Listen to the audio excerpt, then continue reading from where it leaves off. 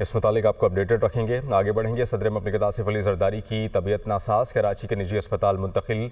ज़ाती मौलिज से मुशावरत के बाद अस्पताल मुंतकिल किया गया। ज़राई के मुताबिक सदर ममलिकत आसिफ अली जरदारी को बुखार और इन्फेक्शन की वजह से अस्पताल में दाखिल किया गया। टेस्ट किए गए हैं। डॉक्टर आसिम हुसैन की ज़ेर निगरानी मेडिकल टीम उनका इलाज कर रही है।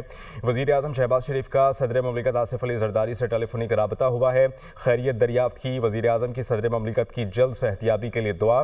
कहते हैं कि पूरी कौम की दुआएं आपके साथ हैं। स्पीकर कौमी असम्बली का सदर ममलिकत से भी राबता हुआ, खैरियत दरियाफ्त की। सरदार अयाज सादिक ने भी सदर ममलिकत से राबता किया, उनकी खैरियत दरियाफ्त की, नेक तमन्नाओं का इजहार किया, जल्द सेहतियाबी के लिए दुआ की। इसके अलावा गवर्नर सिंध कामरान खान टेसोरी की जानिब से भी गवर्नर सिंध ने आसिम हुसैन से टेलीफोनिक राबता किया और सदर ममलिकत की खैरियत दरियाफ्त की।